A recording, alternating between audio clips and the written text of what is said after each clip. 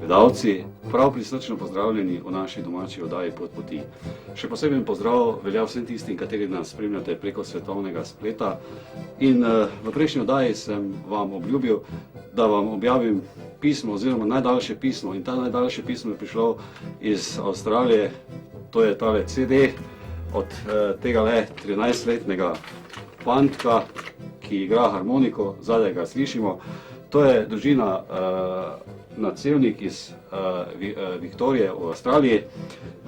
Vesel sem, lepo jih pozdravljam, predvsem vse naše zdomce, jim želim vse dobro, oziroma veliko tistega, kar si želijo v tem letu, predvsem pa veliko božjega blagoslova in notranjega miru in sreče, in domovina vas vseeno ima rada. Danes pa gostim župnika Andreja iz Koroške Bele. Dobrodošli in Bog daj. Ja, lepo pozdravljeni, Bog daj tudi vam. Kako ste pozvali? Verjetno ste morali danes malo bolj rano stati. Ja, nekoliko prej sem mislil, da je bližje, pa je srečno šlo. Pot je bila čista, ni bilo kakšnih težav? Nobenih, lepo. Ja, na kratko bi sprašal, kje ste pravzaprav vi preživeli tale otroška leta? Kdaj ste začutili tale božji klic, da postanete duhovnik? Čisto na kratko, vse skupaj. Dokončno sem se odločil, ko sem bil star 20 let. Potem sem končal teološko fakulteto, preživel čas v semenišču, bil leta 2000 posvečen v diakona, 2001 v mašnika. Potem sem služboval najprej v Stari Loki, potem na Jesenicah, nadalje na Vrhniki, sedaj pa sem župnik na Koroški Beli. Lepo. Bi nam na začetek pravzaprav predstavili tole vašo župnijo. Večina verjetno naših gledalcev niti ne ve, kje ta Koroška Bela leži, je pa nekje v lepoti narave, ne? Pogosto se zgodi, da ljudje zamenjajo oziroma iščejo Koroško Belo nekje na Koroškem. Pa jim rad povem, da je Koroška Bela na Gorenjskem oziroma prvi del Jesenic. Gotovo ste slišali za železarno Akroni, torej Akroni je v naši župniji.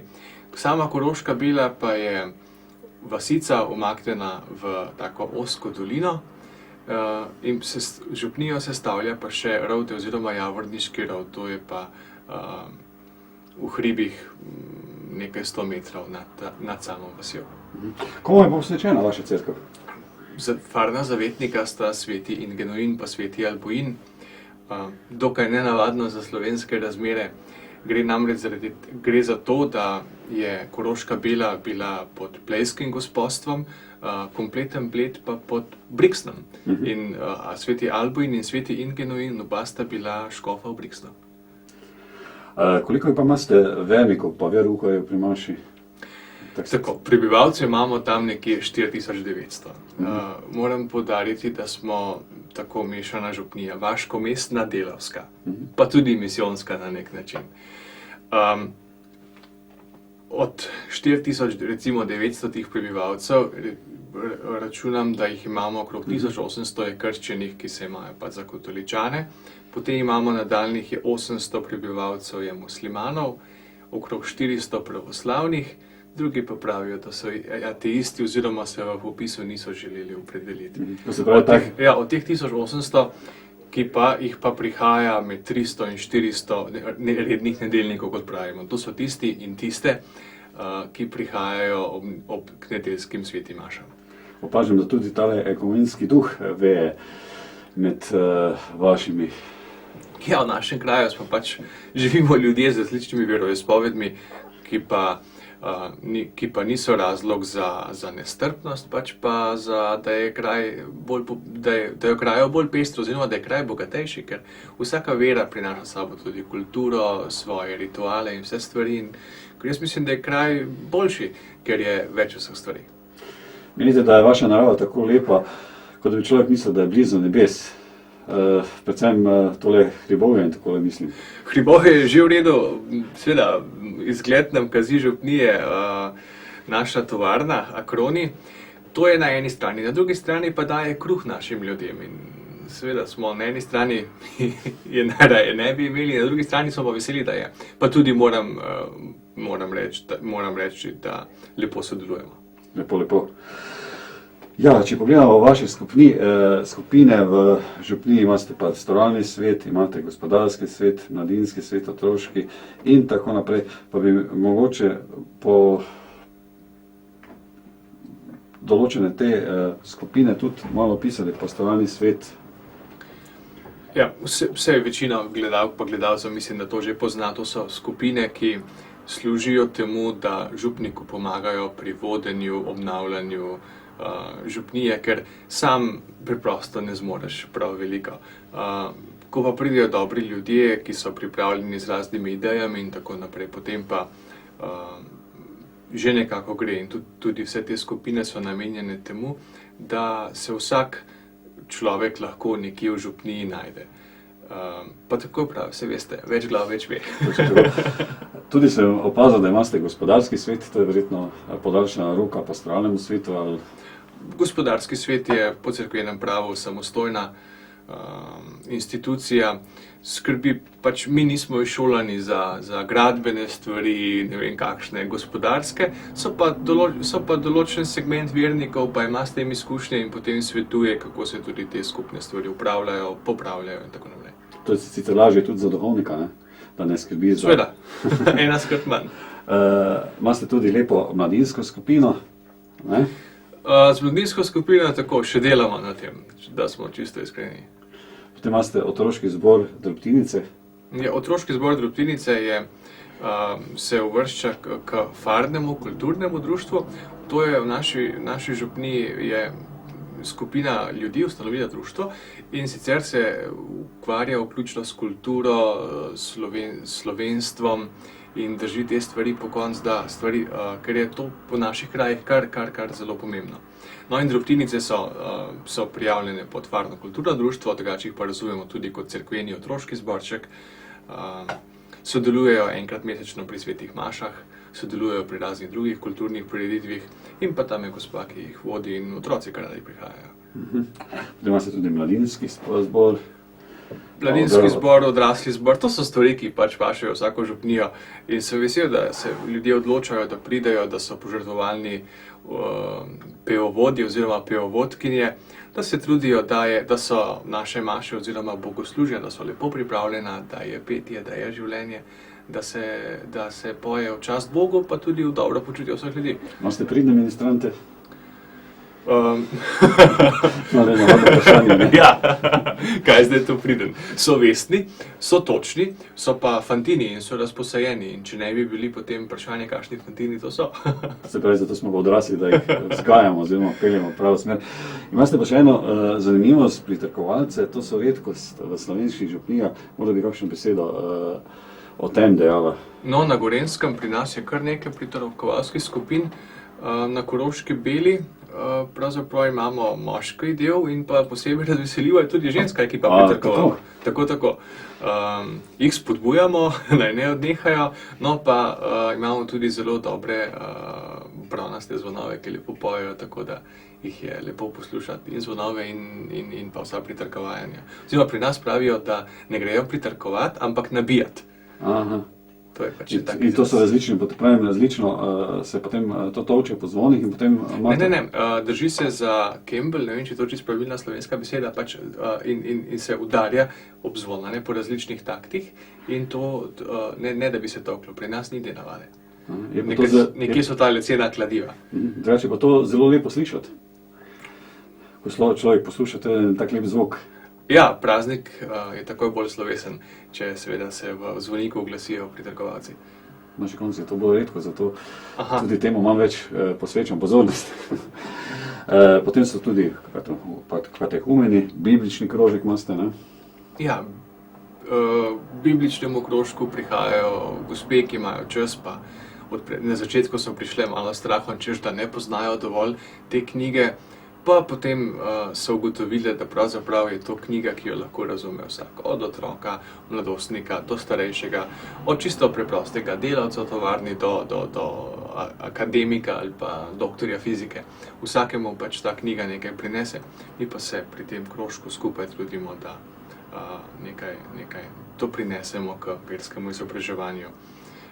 Neokatehumeni oziroma katehumeni pa so tisti, ki nekako v otroštvu niso našli redne poti preko veruka, da bi in pa preko zakramentov, da bi prišli v cerkev oziroma v svetišče, pa želijo na zrela, odrasla leta spoznati našo vero in seveda mislim, da je mesto župnika tu, da jih z veseljem sprejme, da jih pouči, da jim razloži stvari in potem seveda, da prejmejo v cerkvi tudi zakramente.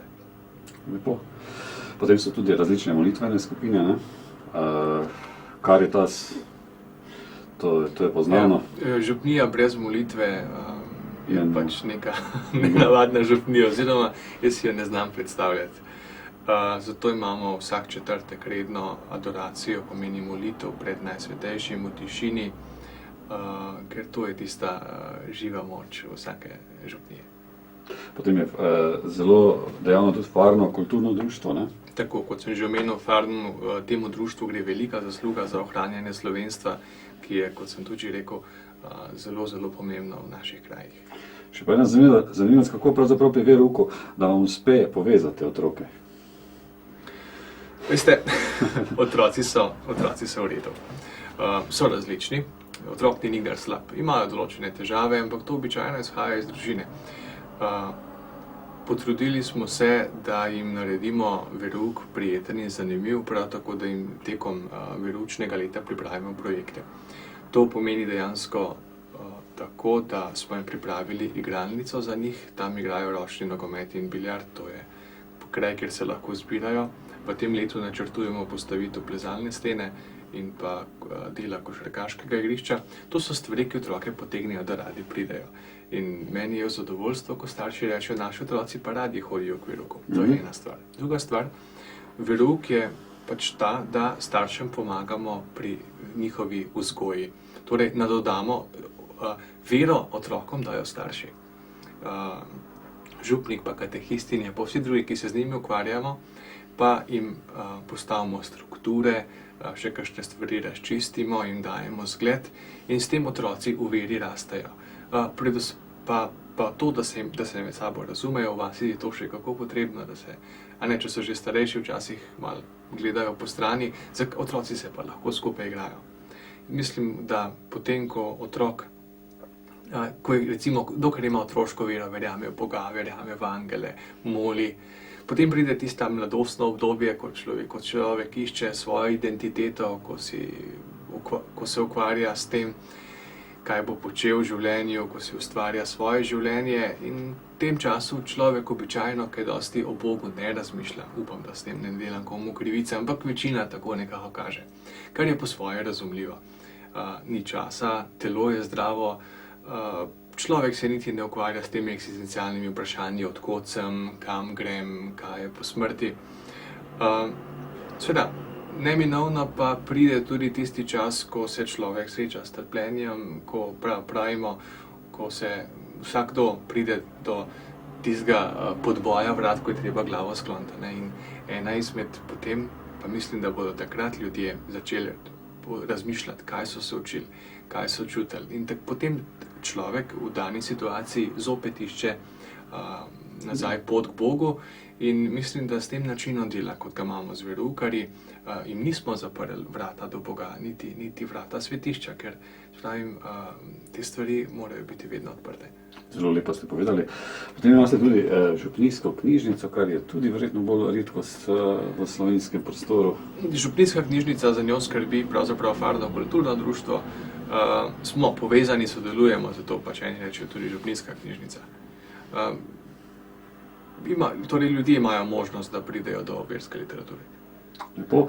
Imate tudi razvito ljudsko petje, kar je tudi dobro, da tudi verniki ne samo, da tudi sodelujejo. Zgodba je ta. Sam sem brez posluha in ko sem v 6. letniku teološke fakultete delal izpit iz glasbe, teorijo sem se naučil, praksa pa, če ni. Pravijo, kar ne da narava, tudi Salamanka ne privzgoji. Profesorju sem obljubil, da se bom na župniji izredno trudil tudi za ljudsko petje. Tako da storim vse, kar je v moji moči, da ljudje pojejo, sam jim pa žal pri tem z glasom ne morem pomagati. In pa vzgledoma, ne? Imeli ste tudi oratorij 2006, drži? Ja, to je tudi v domeni farnega kulturnega društva. Zdaj pa, kar sem prišel službovati, sodelujemo in sicer oratorij, to je ta, se poznate, teden za otroke, kjer se pač igrajo, marsikaj naučijo, malo pomolijo Bogu. Pa mislim, da so bili kar zadovoljni, še drugi župni so prišli. Lepo. Imeli ste tudi 20-letnico bronastih zvonov, je tako? Mislim, da ja, Morda še kakšno leto več. Ne, natanko 20 let obletnica je bila pač kot posod je tudi v naših krajih težko z denarjem in ljudje so iz dobre volje zbrali skupaj, šli v Žalc, jih volili, plačali in takrat smo zamenjali, prej so bili železni. Pač železo ima nek svoj zvok, ki pa še zdaleč ni primerljiv z bronom in zato smo priredili tak enourni koncert ob 20-letnici, zahvalno svetomašo, potem pa tudi pogostitev za vse ljudi, da smo se malo pogovorili, večina je še živih, ki so takrat zelo dejavno sodelovali, pa pogledali slike, tako šlo je za obletnico tega obešanja zvonov, pa prijetno druženje ob takih lepih spominih. Prej ste omenili misionarja. Kdo je pravzaprav misionar Janez Mesec? Kje deluje in koliko časa? Malo. Janez Mesec deluje na Madagaskarju, ukvarja se z malgaši, je pa iz naše župnije, tudi pri nas je pel torej novo mašo.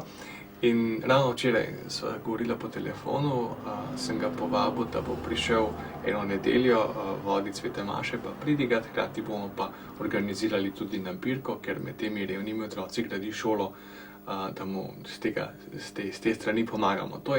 Gre za dobro voljo, pa tudi vzgojo ljudi, da vemo, da nismo sami na tem ljubi zemlji in da so še mnogi ljudje, ki potrebujejo našo pomoč.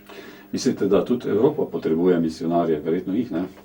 Verjetno bolj kot... Nekateri pravijo celo tako, da nekaj časa je Evropa pošiljala misionarje po svetu, zdaj bodo pa te dežele, ki so misionarje prijele, poslale svoje duhovnike nazaj, ki naj bi pokristjanjevali Evropo. V Nemčiji se že dogaja, da ni nič posebnega, če najdete recimo župnika, ki pa je čist črn. Oziroma, hočem povedati, da je pač da je prišel iz Afrike nazaj. Na kakšen način ste že nekaj omenili, kako pravzaprav lahko vsak vernik oziroma vsak človek poskuša pomagati ljudem pa misionarjem? Verjetno si ljudje v tem koncih, ko je večina vsega v izobilo, vse materialnih dobrin, pa smo duhovnih ločeni, malo težje predstavljati, da prideš v misijone, pa ti primanjkuje tistih osnovnih stvari. Mislim, da tudi na Sloveniji na veliko koncih primanjkuje pri velikem odstotku ljudi, ampak se mi zdi, da je v naravi tega našega življa to, da je človek ponosen, če preživi mesec in ne toži in ne tarna, pač pa se situacijo bori in da je to, kako se prebiti skozi mesec, že mnogim zelo poznana situacija. Jaz bi vas še prosil, če nam pravzaprav opišete te duhovne vaje na Pokljuki pri vas v naravi, kajti ljudje oziroma otroci uživajo v tem. Navada je, da pred recimo prejemom zakramenta svete birme odpelješ birmanke in birmance na duhovne vaje oziroma rekolekcijo ali pa neko duhovno dodatno pripravo na sam dogodek. Možnosti je več, od obiska samostana, kakšnega drugega centra. Osebno se pa odločam za naravo, ki pravimo, da je božje stvarstvo na Pokljuki, si pri prijaznih ljudeh lahko izposodim kočo, ki je zanimiva po tem, da v njej ni elektrike, ni vode, da so WC-ji od zunaj, da je potrebno zakuriti. Namreč in v teh dneh, ko jih preživimo skupaj, se trudim, da otroci doživijo, kako je živeti skupaj, kako so vloge porazdeljene, ker se mi zdi, da tehničnega računalniškega znanja imajo naši otroci kar dovolj, če ne včasih ali pa vse preveč, pravijo nekateri. Manj pa imajo tistih osnovnih izkušenj z naravo, s sobivanjem, to, kar je recimo zelo prezentno še pri srednji oziroma starejši generaciji. Prav občudujem vas s tem zgledom, kajti večina otrok gre k obhajilu oziroma k birmi, pa je pravzaprav to en sam ritual in potem jih zanima, koliko dobijo kakšen moped, kolo, koliko denarja. Mislim pa, da to ni prav. Je in ni. Poglejte. Dejstvo je, da večina otrok po zakramentu svete Birme pač, da ne zahajajo več v cerkev. Kar pa še ne pomeni, da niso verni ali pa Bog varuj, da bi kdo rekel, da so slabi. Mladina je dobra, pa dostikrat bolj poštena kot pa starejše generacije. Ampak seveda, darilo, ki ga dobijo, jaz mislim, da je prav. Naj se razveselijo stvari. Naj pa res ne bo to samo zaradi darila, pač pa naj jim bo darilo v spomin, kaj so prejeli. Je pa res, mlada glava, puberteta naredi svoje, bodo pa kasneje razmišljali kot odrasli ljudje, pravzaprav, kaj so prejeli, kje so bili, kaj smo jih učili. Ampak takrat se bodo pa sami odločali za te stvari. Pomembno je, da otroku ne ostane grenak priokus ali trpinčenja, ali da je nekdo slabo voljo stresal na njih, ali prenapornih testov kot spomin na Birmo. Upam, da jim ostane v spominu še kaj drugega, ker poglejte, tudi naša vera je zelo preprosta, čeprav imamo veliko knjig napisanih in celo znanosti. Jezus je rekel dve stvari. Dragi človek, ne pozabi na Boga, pomeni ne ljubi Boga. In druga stvar, ne pozabi na sočloveka. Ne ima še več, ljubi sočloveka. To, kar želiš, da bi delali drugi tebi, naredi drugi. To sta dve osnovni stvari za našo vero. In če to ve verni človek, da je nekdo, ki ga spremlja, da je tam Bog, ki je ob človeku in da dela ljudem dobro, da je z njimi, potem je to blazno veren človek. To je res. Še vedno me zanima Pokljuka, oziroma na Pokljuki se prične tale Triglavski park. Verjetno otroci, ko jih peljete, jih zanima tudi ta prijem narave, to sožitje z naravo. Je verjetno čisto drugače kot nekje v mestu, ker so že pravzaprav vaši otroci so že povezani toliko z naravo, ne? V Rovtah bolj, na Koroški bili pa manj. Trend je ta, da otroci ostajajo doma za svojimi računalniki. Aha. Smo tudi v leto Svetega pisma, bi morda kakšno misel priporočali, oziroma kaj bi našim gledalcem delali?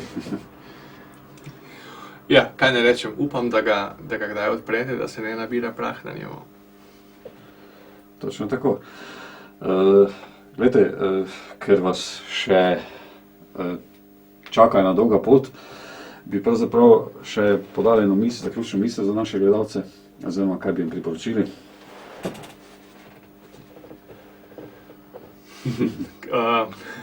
Misli pravzaprav več, kaj naj vam rečem,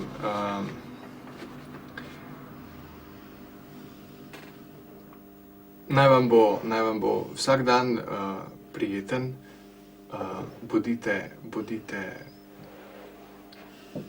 zadovoljni, pa ker to sta dve odliki vernega človeka, saj vendar vemo, da je tu med nami Bog, ki skrbi za vsakega izmed nas. Gospod Andrej, jaz sem v svojem imenu, v imenu naših gledalcev in v imenu naše televizije zahvaljujem za obisk v našem studiu. In ostanete še naprej dober Jezusov duhovnik. Hvala lepa tudi vam, pa vam vse dobro in pa tudi vašim gledalkam in gledalcem. Želim vam tudi, gospod župnik Andrej, srečno dokončanje magisterija in srečno pot nazaj v Koroško Belo. Povabim vas tudi na ogled spletne strani našega gosta, to je www.zopnija_koroška_bela.si. Vabljeni na ogled spletne strani www.zivilko.com.